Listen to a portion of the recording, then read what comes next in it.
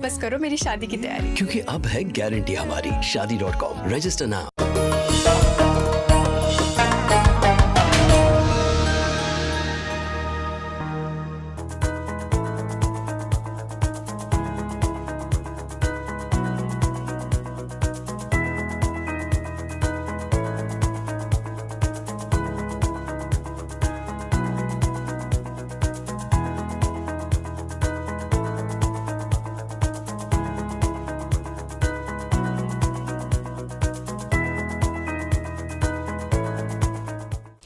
आदाब, नमस्कार, बहुत बहुत इस्तकबाल है आप सभी का। और आज हम आपकी मुलाकात करवाएंगे एक ऐसे मंझे हुए कलाकार से जो सालों से हिंदी सिनेमा को अपनी मौजूदगी से गुलजार कर रहे हैं।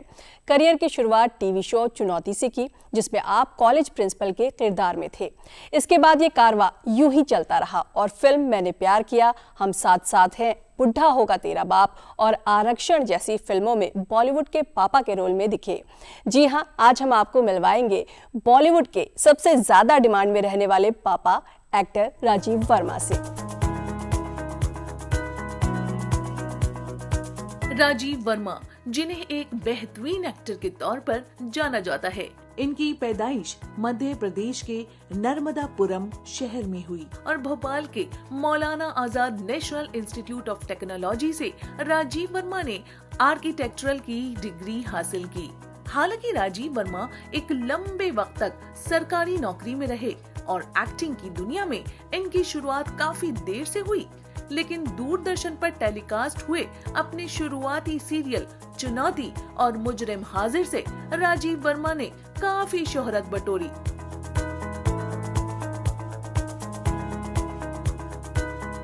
साल 1989 में राजीव वर्मा ने फिल्म मैंने प्यार किया से फिल्मी दुनिया में कदम रखा और सलमान खान के यंग फादर का रोल निभाकर इंडस्ट्री में नौजवान पिता का एक ट्रेंड सेट कर दिया। हालांकि इसके बाद राजीव वर्मा ज्यादातर फिल्मों में पिता के किरदार में ही नजर आने लगे, जिससे इनकी इमेज फिल्मी पिता की बन गई और यही वजह रही कि इन्होंने थिएटर को ज्यादा वक्त देना शुरू कर दिया, जो आज भी बदस्तूर जारी है। राजीव वर्मा को इनके सफर के दौरान कई अवार्ड से भी नवाजा जा चुका है, जिसमें राष्ट्रीय कालिदास सम्मान काबिले जिक्र है।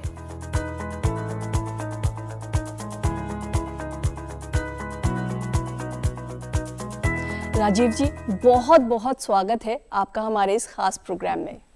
आपका भी बहुत बहुत शुक्रिया। आपके चैनल के ज़रिए मैं अपने चाहने वालों से मुखातिब हूँ, उनसे अपनी बात कर रहा हूँ और अपनी बात कह रहा हूँ। बिल्कुल, आज हम आपकी सारी बातें आपके चाहने वालों तक पहुँचाएंगे। सबसे पहले आप ये बताइए, हम सभी जानते हैं आप भोपाल से हैं जी। तो भोपाल में थे, मुंबई पहुँच गए, एक बड़ा नाम बन गए। भोपाल से मुंबई कैसे पहुंच गए? ये तो एक जैसे कहते हैं ना कि मेरी ज़िंदगी में इत्तेफाक का बड़ा इम्पोर्टेंस रहा है। मैं वैसे तो एजुकेशन तो मेरी कुछ अलग थी और मैं सरकारी नौकरी में भी था मध्य प्रदेश शासन की। नया नया जब दूरदर्शन शुरू हुआ तो मुझे एक ऑफ़र मिला।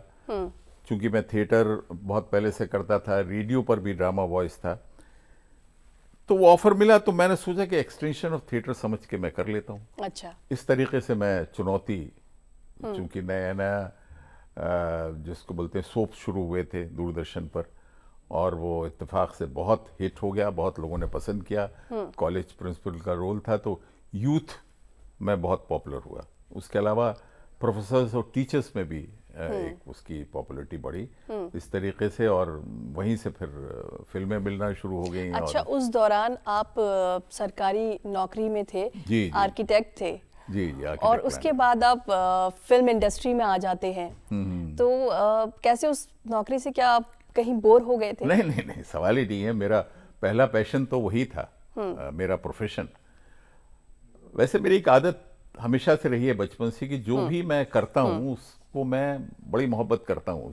कोई भी काम हो, प्रोफेशन हो या मेरी हॉबी हो, जैसे पढ़ना लिखना या थिएटर करना, या ये मेरी हॉबी हमेशा से रही है। तो मेरा पैशन आर्किटेक्चर भी उतना ही था जितना कि मेरा थिएटर। एक इत्तेफाक की बात है कि मुझे ये मिला तो मैंने किया, फिर आगे काम बढ़ता रहा। फिल्में मिलनी शुरू हो गई और TV serial, Doordarshan, private channel करते करते करते फिर एक मरतबा मैंने सोचा कि अब थोड़ा सा दो कश्तियों में सवार होना मुश्किल है, तो फिर मैंने एक ही कश्ती पे सवार होकर मैं चल पड़ा। अच्छा, जिस दौर में आपने शुरुआत की उस दौर में पेरेंट्स बच्चों के फ्यूचर को लेकर के बहुत ज़्यादा कंसर्न होते थे। जी। तो क्योंकि आपकी सरकारी नौकरी थी, उसे छोड़ करके आप फिल्म इंडस्ट्री में आ गए, तो पेरेंट्स क्या कह रहे थे? पेरेंट्स में तो मदर ही थी मेरी। फादर तो मेरे बहुत पहले बचपन में ही, जब मैं मेरे ख्याल में 6ठी 7वीं 8वीं में था, तभी निकल गए थे, चले गए थे। तो ऐसा कुछ नहीं रहा, तब मैं ऑलरेडी शादी हो गई थी, बच्चे थे मेरे। अच्छा। 2 लेकिन एक रिस्क था ना, सरकारी नौकरी छोड़कर आप जा रहे थे। जरूर, वो रिस्क जरूर था, लेकिन चूंकि मैं 23 साल की सरकारी नौकरी कर चुका था और इस बीच में काम भी शुरू मेरा फिल्मों और टेलीविजन में हो गया था, इसलिए मैंने, जब मेरी रिटायरमेंट की एलिजिबिलिटी हो गई, 23 साल मैंने नौकरी की। अच्छा। सरकारी नौकरी, और अच्छे पोजीशन पे की। और उसके बाद फिर मैंने, जब मैं सिक्योर्ड हो गया और मेरा अपना मकान बन गया शहर में जहाँ रहने लायक, तो मैं सोचा कि मैं फिल्म और टेलीविजन ही करता हूँ, देखते हैं क्या होता है आगे। तो एक रिस्क भी था, आपका कहना सही है, लेकिन ठीक है, वो रिस्क मैंने लिया और रिस्क लेने की आदत मेरी हमेशा से रही है, तो कोई ऐसी परेशानी नहीं हुई। बिल्कुल। आपको हमने ज़्यादातर रोल्स में जो देखा है वो फादर फिगर रोल्स में देखा है, तो क्या आप इस रोल के पीछे पड़े थे या इस रोल ने आपका पीछा नहीं छोड़ा? नहीं, देखिए, सीरियल चुनौती था तो उसमें तो मैं फादर रहा हूँगा। हाँ। लेकिन बच्चों को दिखाया नहीं। मेरे बच्चे मेरे वही थे, कॉलेज के स्टूडेंट्स। जब पहली फिल्म मिली उसमें ज़रूर मुझे, जब सुनाया गया, मुझे इनवाइट किया उन्होंने, प्रोडक्शन हाउस ने, तो मुझे जब कहानी सुनाई तो मैंने यही प्रश्न पूछा उनसे कि भाई ये तो फादर का रोल है। मेरे ख्याल में 36-37 साल का रहा हूँगा मैं, तो उस वक्त के हीरो भी इस उम्र से ज़्यादा ही होते थे। तो मुझे लगा कि अगर मैंने प्यार किया के लिए बुलाया तो शायद मुझे हीरो के रोल के लिए बुलाया। अच्छा। क्योंकि हीरो भी तो अच्छी उम्र के होते थे। हाँ। फादर तो हमारे बहुत सीनियर हुआ करते थे, जैसे नजीर हुसैन या कन्हैया लाल या वो नाना पलसीकर, इस तरह के फादर हुआ करते थे। तो उन्होंने कहा ये यंग फादर है, पहली चीज। दूसरी चीज उन्होंने ये कहा कि we want to introduce young fathers in the industry. अच्छा। यानी इंडस्ट्री में हमको जवान फादर्स को अब पेश करना है, और मुझे खुशी है कि मैंने वो फिल्म एक्सेप्ट की। उन्होंने कहा फादर का रोल तो है, ये दो दोस्तों की कहानी है। मैं और आलोकनाथ उसमें साथ में थे। उनकी कहानी है, एक स्ट्रगल करके अमीर बन गया और एक स्ट्रगल करके एक अच्छा फादर बन गया, जो हीरोइन का फादर था। तो इस तरीके से वहाँ से, और मुझे खुशी है कि मेरी एंट्री से यंग फादर्स की एक प्रथा शुरू हो गई, और उस वक्त के जो हमारे सारे हीरोज हुआ करते थे वो धीरे धीरे फादर बनने लगे, जो सीनियर फादर, ओल्डर फादर हुआ करते, ओल्डर हीरोज हुआ करते थे। तो ये एक था, इसलिए फादर के रोल में जब शुरू हुआ तो फादर ही मैं चल रहा हूँ। ये अभी भी फादर ही हूँ, अब हालांकि ग्रैंडफादर की उम्र का हो गया हूँ, लेकिन फादर ही हूँ। अच्छा, लेकिन लगते नहीं है आप ग्रैंडफादर की उम्र के। शुक्रिया। लेकिन जैसे ये रोल आपने बहुत फिल्मों में निभाया, तो कहीं मैंने ऐसा पढ़ा है आपके किसी इंटरव्यू में कि एक दौर ऐसा आया, एक वक्त ऐसा आया जब आप इस तरह के रोल से बोर हो गए थे। हाँ, उसकी वजह ये थी कि मैंने प्यार किया का जो ठप्पा लगा था एक बड़े इंडस्ट्रियलिस्ट और बहुत पैसे वाले व्यक्ति का, वो ठप्पा लग गया मुझ पर। तो फिल्मों में एक हमारे एक बड़ी अजीब सी एक प्रथा भी है और एक चलन भी है कि यार वो बिजनेसमैन और बड़ा रिच फादर है, उसी को ले लो। अगर रिच फादर उनकी फिल्म में भी कोई कैरेक्टर है तो इसमें ही ले लो। बल्कि कई मरतबा तो ये होता था कि मैंने कहा कि भाई कैरेक्टर क्या है आप बताइए मुझे। बातचीत होती थी, सारी बातचीत पैसे की, डेट्स की, सब बात ही हो गई। तो मैंने कहा कैरेक्टर क्या है ये तो बताओ। तो उनका वही सर जो मैंने प्यार किया मैं। तो ग्रेजुअली ये जो प्रथा बन गई ना, इस तरह की प्रथा जो मुझ पर लागू होने लगी, तो मुझे बड़ी तकलीफ होती थी कि यार करने को कुछ नहीं है। वही इंडस्ट्रियलिस्ट है, वही फादर है, वही घर से निकल जाओ और मैं तुम्हें एक ढेला नहीं दूंगा, हाँ। और एक ही तरह के एक ही आपको तरह के लगातार character रोल्स मिलते मिल रहे थे। बीच में कुछ मुझे किरदार मिले बीच बीच में, लेकिन वो टेलीविजन पर ही मिले, अच्छा। फिल्म में नहीं मिले। इसलिए मैं थोड़ा सा बड़ा मुझे एक इंटरेस्ट खत्म होता जा रहा था अभिनय अच्छा। की दृष्टि से, और फिर मुझे अपना थिएटर याद आ रहा था। हालांकि टीवी सीरियल्स में मुझे एक दो मर्तबा, एक जैसे एक सीरियल किया था मैंने, छोटी बहू, शायद जी टीवी पे आता था। उसमें मुझे जब प्रोड्यूसर और डायरेक्टर ने बुलाया तो मुझे कहानी सुनाई, तो मैंने कहा कि वो रिच फादर होगा जो होता है। तो उन्होंने कहा सर इसमें जो एक गरीब ब्राह्मण पुजारी है उसका कैरेक्टर है, अच्छा। जो मंदिर में पूजा करता है, कृष्ण मंदिर में, वृंदावन के कृष्ण मंदिर में, और जो दक्षिणा मिलती है उससे अपना जीवन यापन करता है। उसकी 2 लड़कियां हैं।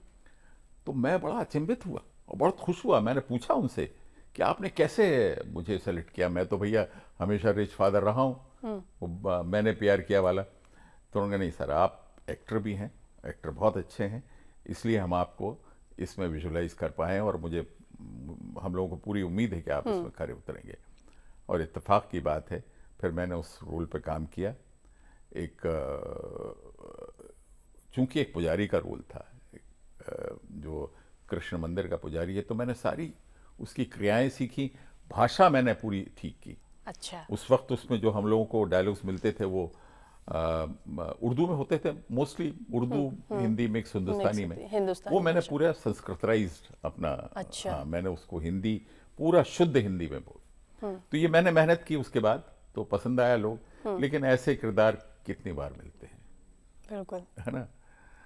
तो फिर धीरे धीरे धीरे धीरे मुझे ये लगा कि नहीं, अब मेरा समय जो है मैं अब उन कामों में लगाऊंगा जिनकी मुझे बहुत इच्छा रहती है हमेशा। तो इसलिए मैंने बहुत कम कर दिया है काम, और अब थिएटर ज़्यादा करता हूँ। जी। गोल्डी मीट मटन मसाले, जो आपके हाथ का मटन खाए जिंदगी भर आपका हो जाए। जहाँ जाए रिश्ते बनाए गोल्डी मसाले। मैं टीवी जब जी, भी काम थिएटर मिलता की भी है- बात करेंगे, जी, उसके जी, एक्सपीरियंस जी। की, और आप अभी भी वो कर रहे हैं, इन सब की बात करेंगे।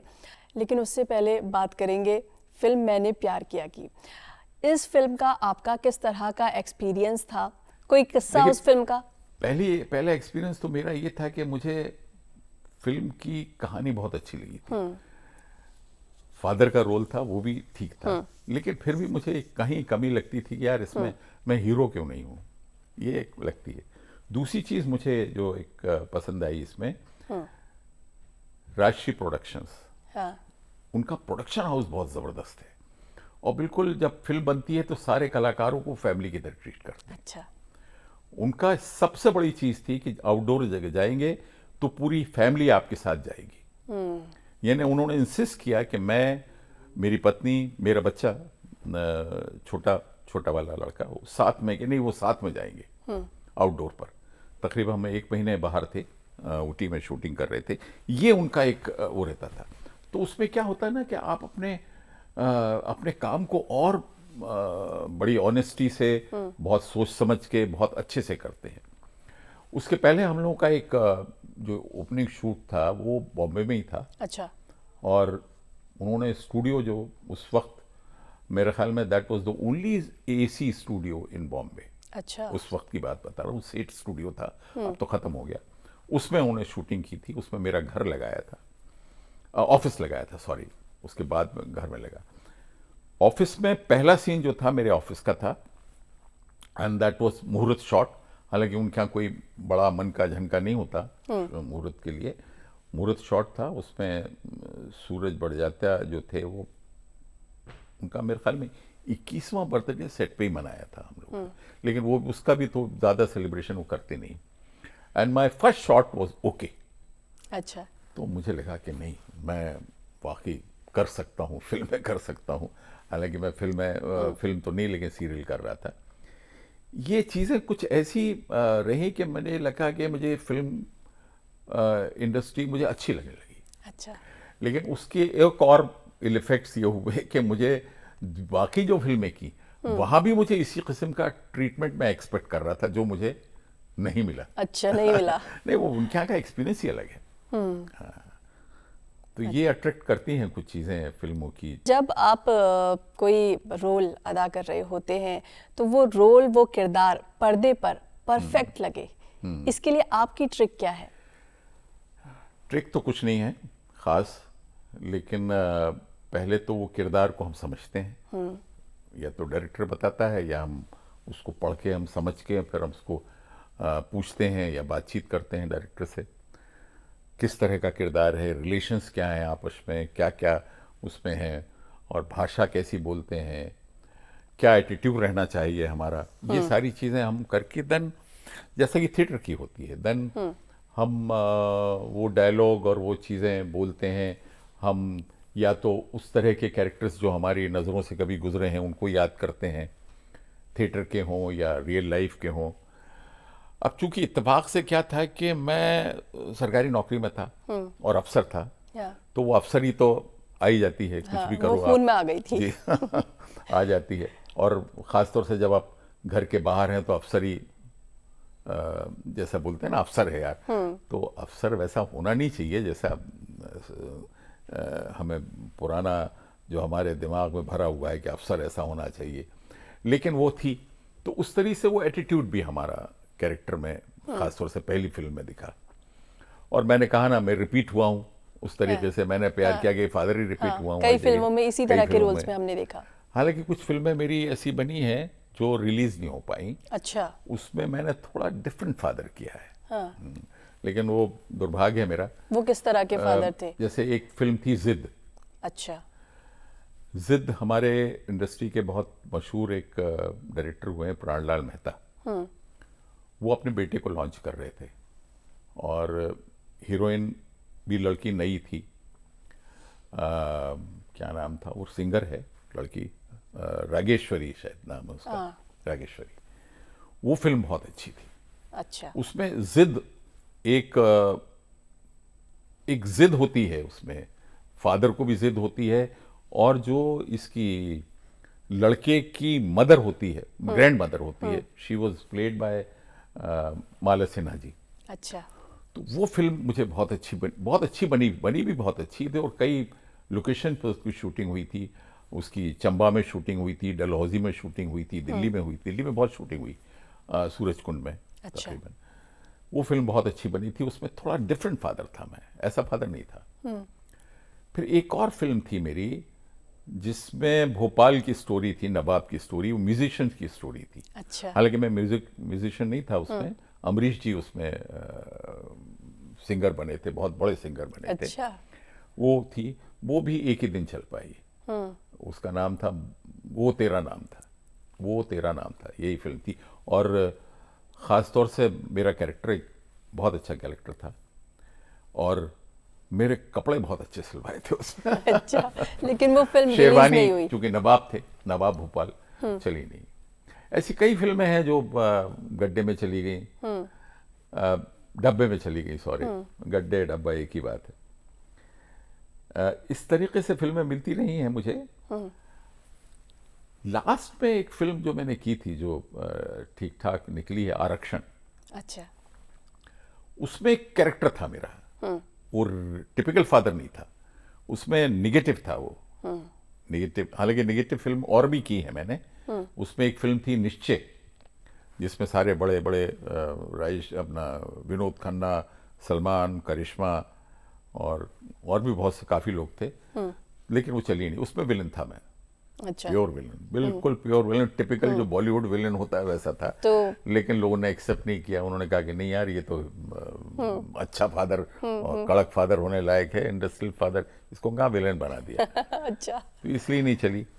एक और फिल्म की थी जिसमें मैं उसमें हालांकि मेरा रोल कम था, हम दिल दे चुके सनम। हाँ, हम दिल दे चुके सनम, उसमें फादर और सन का रिलेशन दिखाया है उसमें। वो एक फिल्म, फिर हालांकि इंटरवल के बाद मेरा नहीं है, कोई भी फादर नहीं है, वो सब वही हैं, बट वो फिल्म बहुत अच्छी थी, अच्छी भी लगी थी करने में। और संजय बंसाली की मेरा ख्याल में दूसरी या तीसरी फिल्म थी वो। इस तरीके से चलता रहा सफ़र। आजकल वेब सीरीज का ज़माना है। जी जी। जो कलाकार सालों से पर्दे पर दिखे नहीं थे वो भी अब दिखाई दे रहे हैं, लेकिन आप नज़र नहीं आ रहे, क्यों?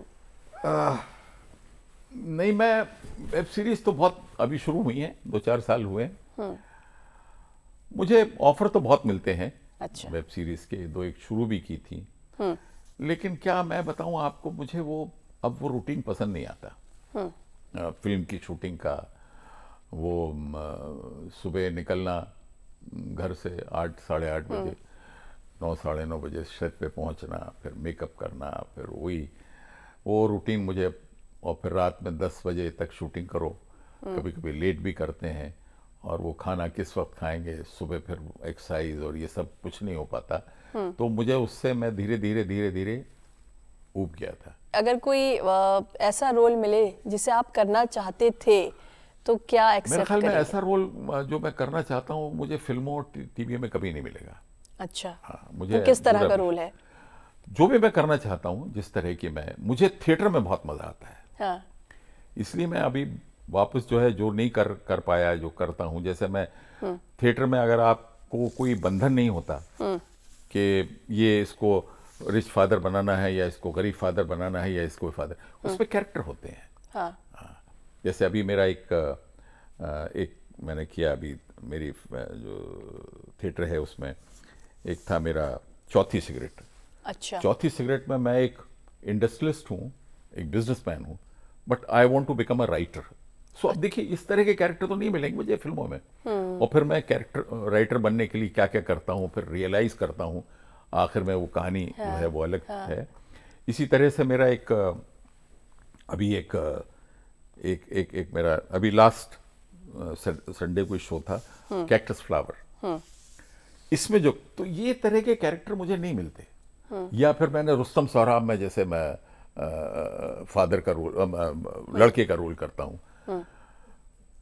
फिर एक वक्त के कराते रंग, एक मेरा 30-35 साल पुराना है, जो बिल्कुल, इसको मैं बार-बार- इसी आपका ये जो प्ले है इसका निर्देशन आपने किया था, इसी के ऊपर आ रही थी। मेरा एक सवाल है, आप अपनी बात जारी रखिएगा। लेकिन जब ये आपका एक जो प्ले है, ये ऐसा प्ले है, जब भी ये मंच पर होता है प्ले, तो जो लोग होते हैं वो क्यों इससे इतना जुड़ाव महसूस करते हैं कि वो सिसकने लगते हैं? यही बात मैं आपसे कह रहा हूँ कि ये जो प्ले का होता है, ये जो 400 या 500 ऑडियंस बैठी रहती है ना, उनसे बात कर, हम ऐसा लगता है कि हम उनसे बात कर रहे हैं, हमको कहानी सुना रहे हैं, और उसके बाद उनके जो रिएक्शन मिलते हैं ना, वो आपको फिल्मों और उसमें नहीं मिलते। लाइव रिएक्शन जो मिलते हैं, ठीक है, फिल्म में पॉपुलरिटी मिलती है, लाखों लोग एक साथ देखते हैं। जैसे चुनौती था मेरा, चुनौती में मुझे लगता है कि नए शो शुरू हुए थे डीडी पर, और एक साथ कितने लाखों लोगों ने देखा होगा उसको। हालांकि रिएक्शन मुझे जिनको पता था उन्होंने दिए मुझे, लेकिन मुझे जब मैं कॉलेजेस में जाता था, स्कूल में जाता था, तो जो रिएक्शन मिलते थे वो बड़े मुझे मुतासिर करते थे, कि बड़ी खुशी होती थी कि मैंने कुछ संदेश, कुछ इनको मैसेज दिया है जो उन्होंने, जिसकी वजह से वो लाभान्वित हुए। फिल्मों में ये मुश्किल है। मनोरंजन तो आप कर दोगे, मैंने प्यार किया बहुत अच्छी फिल्म थी, हम दिल दे चुके सम भी अच्छी फिल्म थी, और आरक्षण भी अच्छी फिल्म थी, लेकिन आपने मैसेज जो दिया है उसका कितना प्रभाव पड़ा है समाज पर। हाँ, वो इंस्टेंट आपको देखने के लिए मिलता है थिएटर में। हाँ, क्योंकि मैं एक तरीके से जमीन से, लोगों से जुड़ा हुआ व्यक्ति हूँ, इसलिए मुझे ज्यादा चिंता वो रहती है कि मैंने क्या दिया है। इस प्ले के बारे में बताइए, इसमें क्या है ऐसा? आपका कोई एक्सपीरियंस भी है वक्त के कराते रंग, कि आपने एक बारी जब ये प्ले खत्म हुआ तो आपने महसूस किया कि जो लोग बैठे हुए थे वो सिसक रहे थे? बिल्कुल। तो क्या एक्सपीरियंस है, वो बताइए पूरी ये कहानी। मैं आज से, मैंने 82 में ये पहले प्ले किया था, उस वक्त मैं डायरेक्ट कर रहा था इस प्ले को, और उसमें जो एक रोल था, मुस्लिम मियाँ नाम से एक रोल है। अच्छा। जो उस बेवा से शादी करता है, जो लड़की बेवा हो गई थी। और ये हमारे जो राइटर थे उनका नाम था, तो वो जब रिहर्सल में भी आते थे, तो रिहर्सल में आते थे तो वो कॉर्नर पे बैठे हुए, एक जगह जमीन पे बैठे हुए रोते रहते थे। अच्छा। तो कभी कभी लगता था कि इनकी रियल लाइफ की कहानी है क्या, बहरहाल वो बाद में मालूम हुआ कि नहीं, रियल लाइफ की कहानी नहीं थी। उन्होंने बड़े कहीं ना कहीं इस चीज़ को देखा था, वो इतना टच किया मुझे, तब से वो लगातार चल रहा है। अब हालांकि मैं ससुर का रोल करता हूँ क्योंकि एक्चुअली एज की वजह से, वो कैरेक्टर मुस्लिम मियाँ कोई और करता है, इसलिए मैं अभी तक कर रहा हूँ। अच्छा। उस समय के मेरे ख्याल में करने वाले सभी चले गए ऊपर, सिर्फ मैं ही बचा हूँ। अब मेरी बीवी जो है, पत्नी रीता, वो करती हैं मेरी वाइफ मदर का रोल, और भी जो लोग हैं वो, तो वो इसलिए मुझे बहुत दिल के करीब है वो। आपने जिक्र किया अपनी वाइफ का, जी। रीता जी का, जी। तो ये सवाल आपकी निजी जिंदगी से है। कैसे आपकी उनसे मुलाकात हुई और ये जो आपका सफर था, इसे आपने शादी तक कैसे पहुंचाया?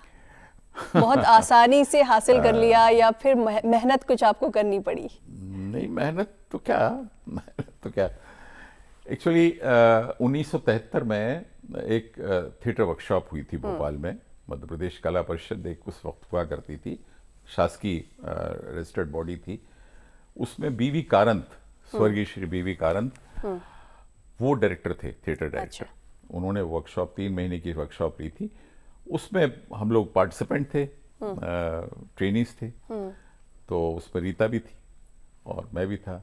तो वहाँ चूंकि वो बचपन से थिएटर करती रही थी, कोई बंगाली हैं, तो उनके यहाँ तो एक परंपरा ही रहती है, फैमिली का ट्रेडिशन रहता है थिएटर करने का। तो वहाँ मुलाकात हुई और वो मुलाकात दोस्ती हुई, दोस्ती होके फिर शादी हो गई। और फिर हम चूंकि एक ही उसके हैं, तो हम दोनों अब थिएटर करते रहते हैं अभी।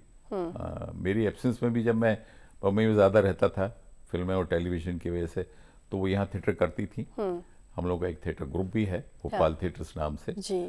उसके उसमें करते रहते हैं हम लोग, नाटक करते रहते हैं। इसके अलावा आपका एक होटल भी है, तो ये आप सारे काम एक साथ कैसे कर लेते हैं कि एक्टिंग, थिएटर?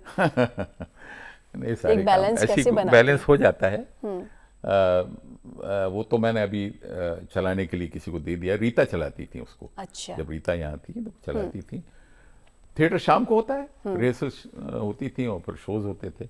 वो टीचिंग के प्रोफेशन में भी जी रही? जी, शी वाज इंग्लिश पीजीटी थी केंद्रीय विद्यालय में, और उन्होंने भी बीआरएस लिया है। तो वो उन्होंने भी मेरे ख्याल में 25-27 साल नौकरी की है। तो यानी आप दोनों ही थिएटर से जुड़े रहे हाँ। और आज भी जुड़े हैं। तो कभी घर में कोई ऐसा वक्त आता है जब आप दोनों किसी कैरेक्टर में हो और उसी तरह बात कर रहे हो? होता है कभी? नहीं, होता है। जैसे हम लोग कभी अभी तो इत्तेफाक से कम रहते हैं हम एक प्ले में, क्योंकि मैं ज़्यादातर डायरेक्ट करता हूँ। मैं 81 से ही डायरेक्ट कर रहा हूँ।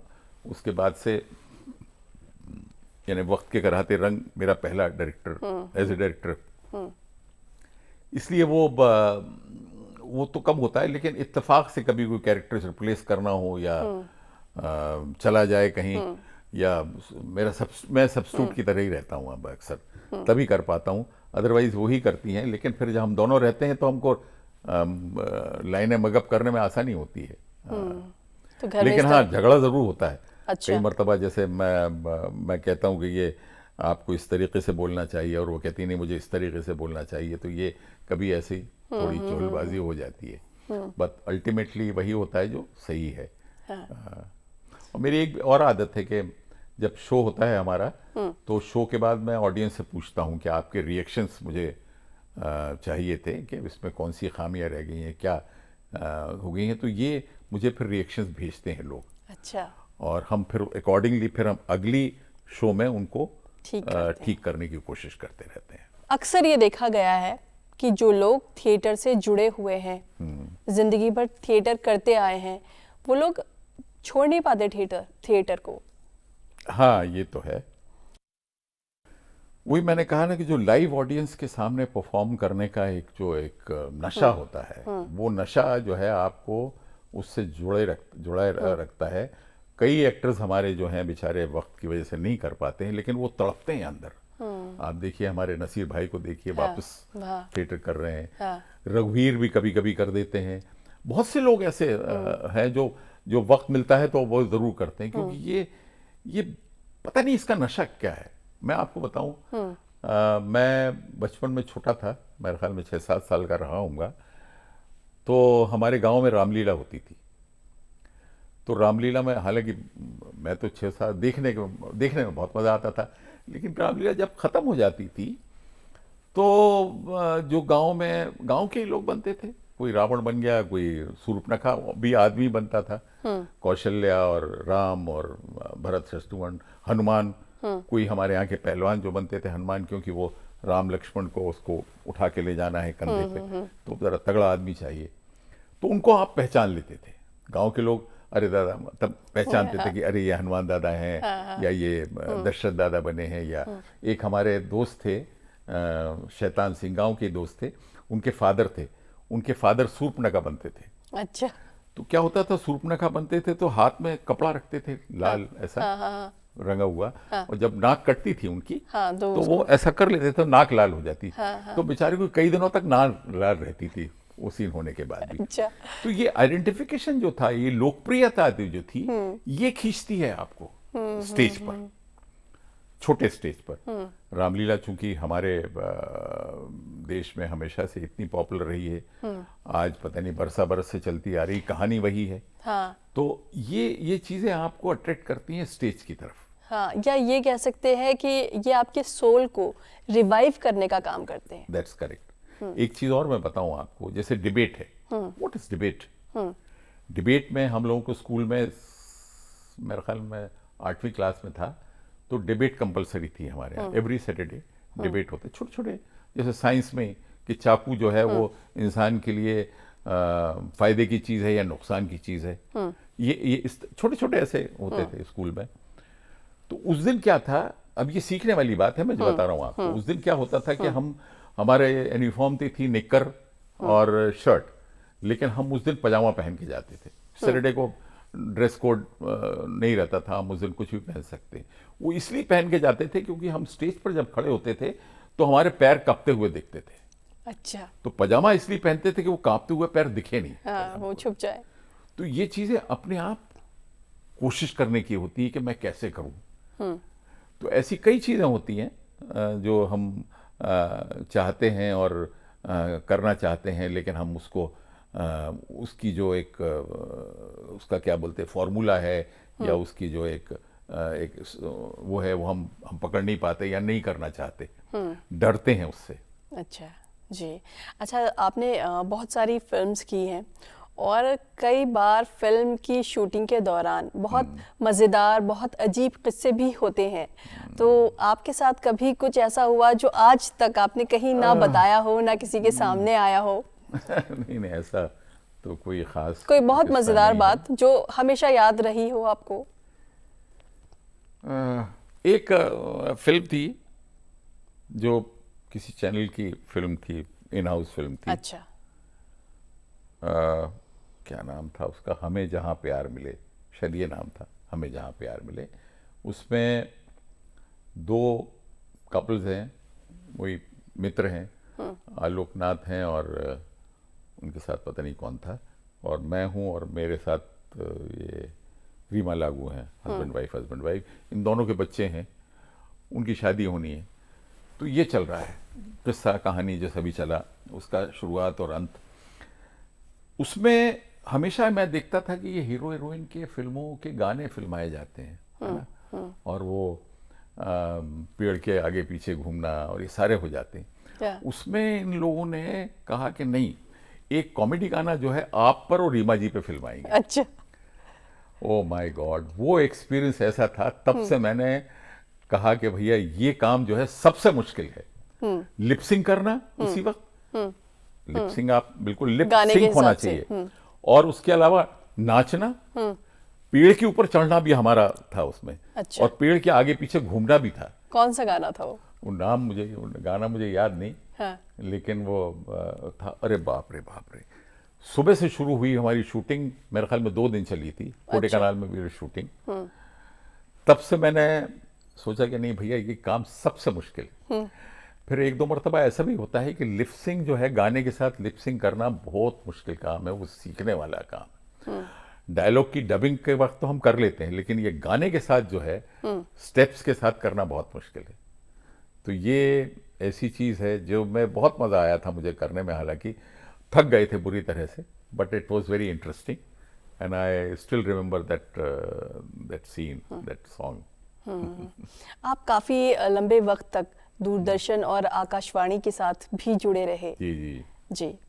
आकाशवाणी से तो मैं मेरे ख्याल में 1967 से जुड़ा हूँ, जब मैं ऑडिशन दिया था भोपाल रेडियो स्टेशन पर मैंने, और उसके बाद से मैं फिर भोपाल में जब था तो भोपाल में काम करता था नाटकों में। उस वक्त बहुत नाटक होते थे, ड्रामे, अब नहीं होते, इतने कम हो गए।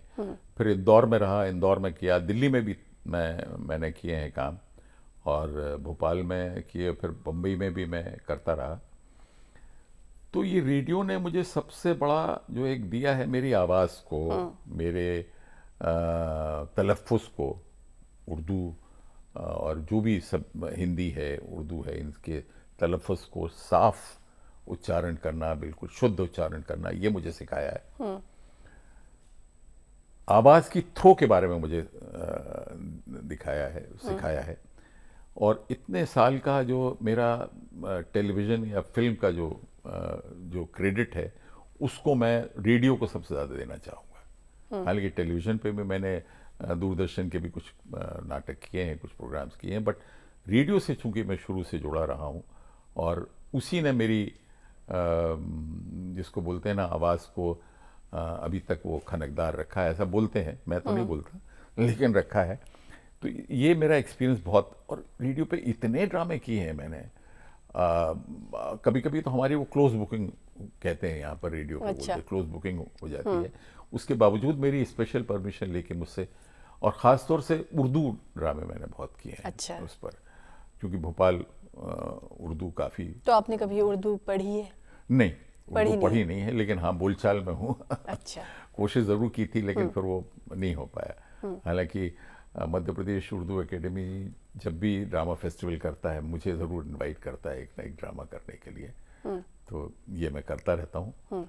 और उर्दू प्लेज भी मैंने किए हैं। एक हमारे देश के बहुत मशहूर डायरेक्टर हैं रंजीत कपूर, उनके साथ मैंने 2 बड़े नाटक किए हैं। एक तो रुस्तम सोहराब, अच्छा, वो आगा कश्मीरी का था, और वो पूरा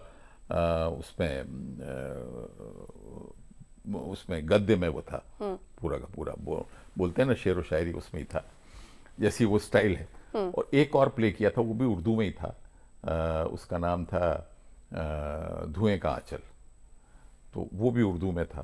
तो ऐसे मैंने प्लेस भी किए हैं। रेडियो पर मैंने एक प्ले किया था जिसमें जो 8-9 एपिसोड की कहानी थी।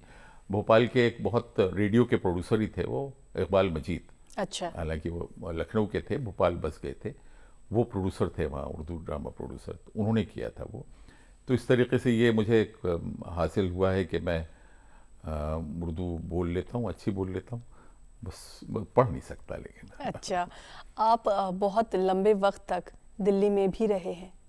लंबा वक्त तो नहीं, हालांकि 2 साल 3 साल। 2 साल 3 साल। क्या यादें हैं दिल्ली की? हाँ, दिल्ली की बहुत यादें हैं। बहुत छोटा हुआ करता था मैं, 84 से 86 तक यहीं था। अच्छा। दिल्ली में मैं पढ़ रहा था, मास्टर्स कर रहा था, school of planning and architecture में मास्टर्स कर रहा था। तब से दिल्ली बहुत बदल गई है। हाँ, तब से बहुत बदल गई, बिल्कुल ही चेंज हो गई।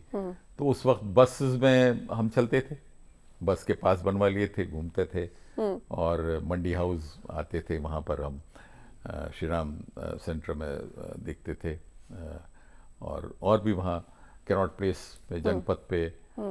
तो पुरानी यादें हैं। गोल्डी मीट मटन मसाले, जो आपके हाथ का मटन खाए जिंदगी भर आपका हो जाए। जहाँ जाए रिश्ते बनाए गोल्डी मसाले। दिल्ली की अभी मेरे दोस्त हैं, हम लोग जब मैं आता हूँ दिल्ली कभी, तो गेट टुगेदर होता है हमारे पुराने एल्बनाइज का। अच्छा, लेकिन जो वक्त आपने दिल्ली में गुजारा, जैसे आप बता रहे हैं कि बसेस में जाते थे, फ्रेंड्स के साथ आप कहाँ मिलते थे, अभी कभी दिल करता है ज़िंदगी में इतने आगे आने के बाद कि वो पल दोबारा आ जाता, उसी तरह बस में मैं सफ़र कर पाता? कभी ऐसा फील होता है? जी, बिल्कुल, हमेशा फील होता है। अभी भी हम जब मिलते हैं तो ख़ास तौर से अभी ज़्यादा कम बचे हैं लोग, लेकिन फिर भी 5-10 लोग मिल जाते हैं तो पुरानी यादें करते हैं, पुरानी ही बातें करते हैं। क्या? बल्कि एक मरतबा मुझे याद है कि हम लोग जब अर्बन डिज़ाइन कर रहे थे तो हमको एक क्लास की प्रॉब्लम थी वृंदावन का मास्टर प्लान बनाने के लिए। तो हम लोग करीब 1 महीने वहाँ पर थे और वो ठंड के दिन थे, मुझे याद है अच्छी तरह से। और हम लोग किसी धर्मशाला में रुके थे और दिन भर घूमते रहते थे, स्केचिंग करते रहते थे, फोटोग्राफी करते रहते थे अच्छा। और सर्वे करते रहते थे। और कड़ाके की ठंड थी और वो धर्मशाला में गर्म पानी की कोई व्यवस्था नहीं थी। अरे तो सुबह हम लोग जब नहाते थे बाथरूम में तो गाना गाते थे जोर जोर से ताकि ठंड ना लगे। तो ये पुरानी चीज़ें तो बहुत याद आती हैं। मैं भोपाल में भी पढ़ा, जहाँ पढ़ा हूँ मेरा कॉलेज है और लकीली मेरा जो घर है वो कॉलेज पहाड़ी पे है, पहाड़ी की तराई में मेरा मकान जहाँ मैं रहता हूँ। तो अभी रोज़ सुबह मैं वॉक के लिए जाता हूँ 6:30-7 बजे, तो अपने कॉलेज कैंपस में जाता हूँ। तो वहाँ अच्छा। बैठ के मैं पुरानी बातें याद आती हैं क्योंकि थिएटर वहाँ भी मैंने बहुत किया। अच्छा। वहाँ पर एक तरीके से शुरुआत मेरी स्टेज परफॉर्मेंस की वहीं से हुई थी। अच्छा, जितने भी कलाकार हैं जो फिल्म इंडस्ट्री से जुड़े हुए हैं, कोई एक बारी उस दुनिया में पहुंच गया तो वो उस दुनिया को छोड़ नहीं पाता है, लेकिन आप भोपाल को कभी नहीं छोड़ पाए। देखिए, अपने शहर की याद तो हमेशा आती है, कोई छोड़ना नहीं चाहता। मैं आपको सच बताऊं, जो आप बम्बई में रह भी लेकिन गए फिर हैं भी ना, देखा गया है कि जो कलाकार हैं वो फिल्म इंडस्ट्री वो के भी- ही हो जाते हैं, वहीं हाँ, बस जाते हैं, अपने शहर जाते हैं, लेकिन जी। बहुत बहुत वक्त हो जाता है। उसकी वजह यह है कि देखिए, अपने शहर से मोहब्बत होती है, वहाँ जाना चाहते हैं, ज़रूर जाना चाहते हैं, प्रोफेशन की वजह से नहीं जा पाते। और कुछ मजबूरियाँ ये होती हैं कि इस शहर में बाल बच्चे भी यहीं रह जाते हैं उनके, और भी रिश्तेदार हो जाते हैं उनके, धीरे धीरे फ्रेंड सर्कल भी यहीं रह जाता है। पुराने शहर में सिर्फ कुछ पुरानी यादें रह जाती हैं, लेकिन जाना ज़रूर चाहते हैं। ये मैं आपको बताऊं, मैं कई मेरे दोस्त हैं अच्छा। जो ये कहते हैं कि नहीं, एक बार तो हम जाते हैं, हमको अच्छा साल लगता में है, एक बार अपने साल जाते में एक बार जाते ज़रूर हैं, घूम के आ जाते हैं। हालांकि वहाँ कोई ठिकाना नहीं है, लेकिन कुछ पुराने लोग हैं, अब जो उम्र हो गई है उनके तो कुछ भी नहीं बचता। कुछ अगर मान लीजिए उनके पुराने कोई रिश्तेदार रह गए या बुजुर्ग कुछ हैं तो उनसे मिलने ज़रूर जाते हैं। मजबूरी, प्रोफेशन, अपने दूसरे बाल बच्चे कहाँ सेटल हैं। ख़ास तौर से बॉम्बे में यह हाल है कि अगर बॉम्बे के बच्चे बाहर नहीं जाना चाहते, ये भी एक है। अच्छा। हाँ, वो वहीं काम करना चाहते हैं। बॉम्बे से उनको लगाव है और मुझे भी लगाव है, ऐसी बात नहीं है। मैंने बहुत वक्त, तकरीबन 35 साल से ज़्यादा मैंने वहाँ गुजारा है। मेरा छोटा लड़का वहीं रहता है, बॉम्बे में ही रहता है। बड़ा हलवत बाहर चला गया बाहर। तो ये एक है, अभी भी जाते हैं हम, महीने 2 महीने में एक बार जाते हैं, तो पुराने दोस्तों से मिलते ये हैं। गहरा जुड़ाव आपका हाँ, जुड़ाव भोपाल तो से वहाँ रहा से भी है। है, अब सभी मुझे जगह ये से। बताइए कि आपकी फेवरेट एक्ट्रेस कौन है? देखिए, फेवरेट एक्ट्रेस, अच्छी एक्ट्रेसेस में तो बहुत सारी हैं जिनको कह सकते लेकिन हैं, पसंदीदा फेवरेट कोई एक? पसंदीदा एक्ट्रेस मेरी साधना जी हैं। साधना जी। अच्छा। मैं पहली फिल्म उनकी देखी थी जब मैं 10th क्लास में था, और 10th क्लास में हमारे सारे क्लास के जो साथी थे, मेरे ख्याल में 10-12 हम बच्चियां थे, हम लोग पहली मर्तबा एक साथ फिल्म देखने गए थे, मेरे महबूब। अच्छा। मेरे महबूब, मैं आपको बताऊं क्या फिल्म है। वो जितनी बार आती है मैं देखता जरूर हूँ। अच्छा। और अभी भी कभी मौका लग जाता है ये साधना जी की फिल्में देखने का। जैसे एक इनकी फिल्म ये है, एक परख उनकी पुरानी फिल्म है, लेकिन आशिक मैं उनका इसी फिल्म से हुआ था, मेरे महबूब से। अच्छा। हाँ, वो उसके बाद एक फिल्म और उनकी आई थी, वक्त।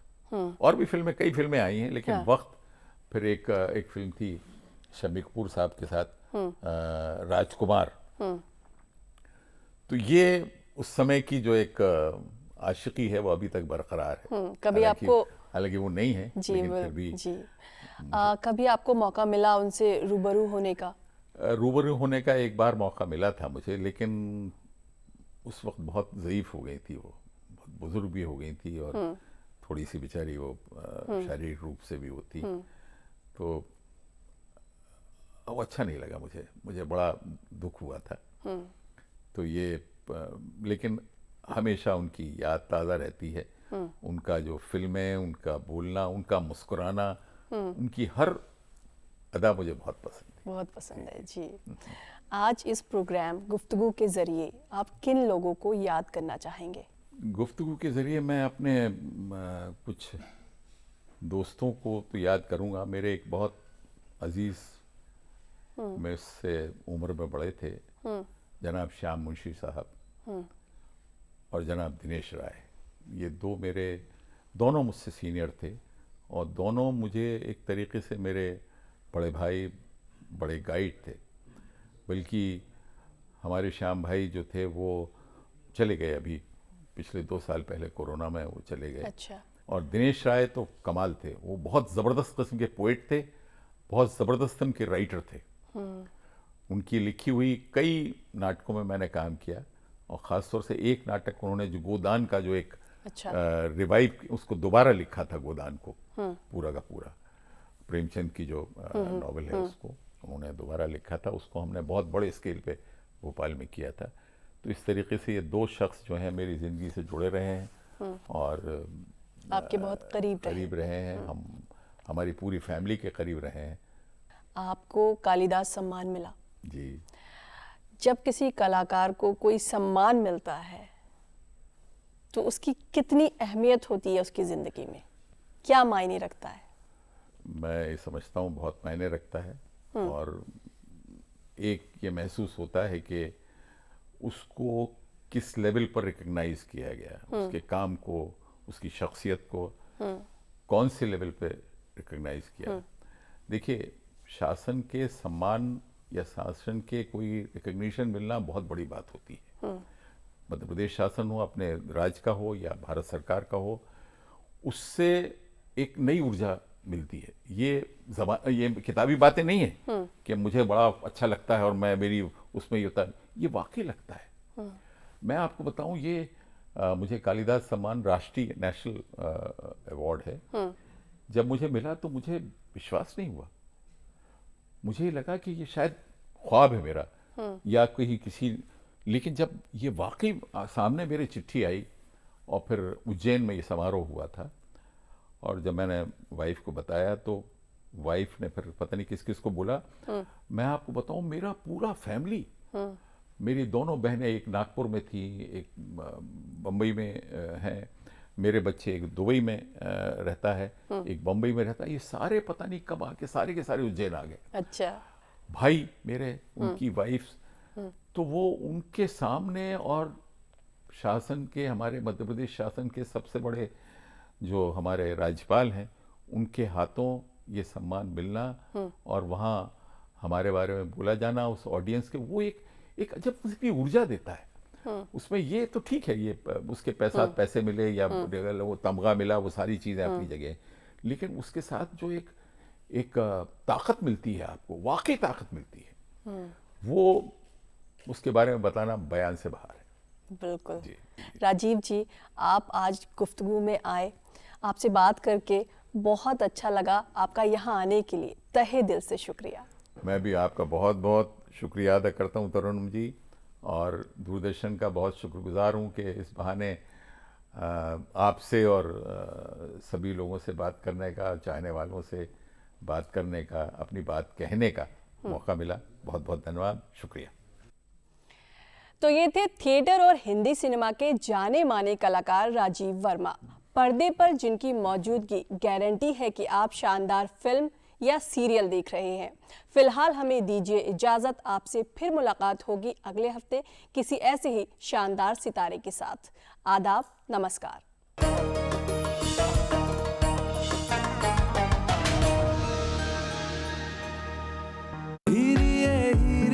वाह मिस नौटंकी, कोई मिला नहीं और संगीत प्रैक्टिस शुरू। मिसेस नौटंकी डैड, आप बस करो मेरी शादी की तैयारी। क्योंकि अब है गारंटी हमारी शादी.com। रजिस्टर